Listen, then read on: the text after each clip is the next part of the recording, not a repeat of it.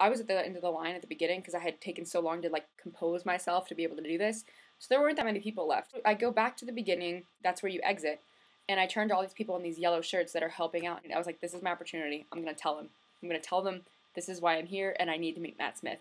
So I go to them and I'm like, listen, I came all the way from America. By the time I managed to scrape the money together for my plane ticket and the ticket for the convention, the tickets to meet Matt Smith were sold out.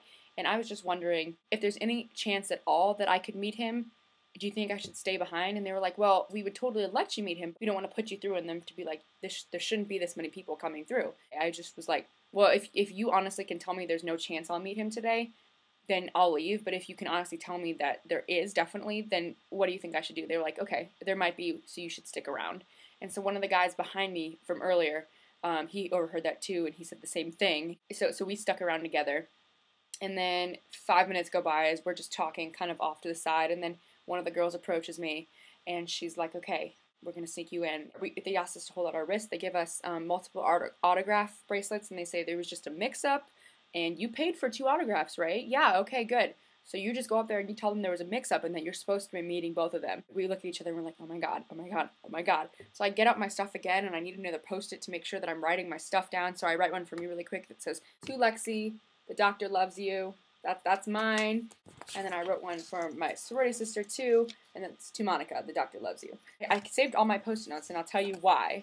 So we're getting closer and closer, and I'm getting nervous. They kept asking us, like, why are you here again? And the guy behind me, he was smarter than me. He was like, well, if they gave us multiple wristbands now, I could just go get Karen and Matt to sign them because this is full access. You're only supposed to have 2 people sign them, but if they don't remember you, they'll be like, oh, just Karen and Matt?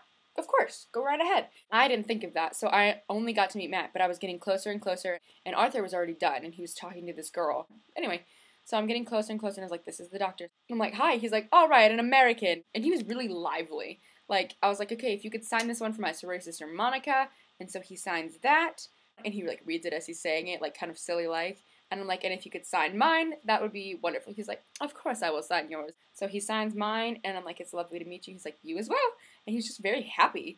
It went like this. The panel went Karen, Matt, Arthur. Each time you had to walk to the left. Well, that's my left. I don't know if it's the same on YouTube, but you know what I mean. You had to walk this way, and every time I would pass Karen, what I should have done was been like, hi, Karen, and like said something, but I didn't. So I didn't technically meet her, but I mean, I was in an arm's length of her, which is pretty cool. I met Matt Smith, and I left, and I was just like, oh my god, I just met Matt Smith. That's awesome. That was super cool. I leave, I go downstairs. I keep getting these calls from Daniel because he's like, where is she? He didn't know where I was. We were going to meet after I got my signature, and he was like, I don't know where she is. I pick up my phone, I call him, and I'm like, dude, you're never going to believe what just happened. And he's like, no way. We meet up again, and then we go into the next thing, which is Doctor Who Uncut. It was in the same room as before, the big filming panelist room. We were going to see a clip for Doctor Who 7. The writers were going to come out again and talk about what we could expect to see in this upcoming season. So we get in there, we're waiting, it's about 15 minutes till it starts, and then I'm like flipping through my autographs because I'm really excited about it. I'm in the theater, and I kind of let out like a muffled, like kind of thing. But Daniel's like, what? What's going on? And I'm like, dude, look at what is in my folder. And I'm like, catatonic. Look what he wrote. Look what he wrote down. And this is what he wrote down. I mean, I could not believe it. Like, I kept all of my post-its because I wanted people to see. I know people are thinking, you should have just gone home and gotten a new post-it and shit like that. I didn't know there was going to be post-its. I didn't bring any extra. This is the one, and there's pictures of me at the Millennium Stadium with this post-it note.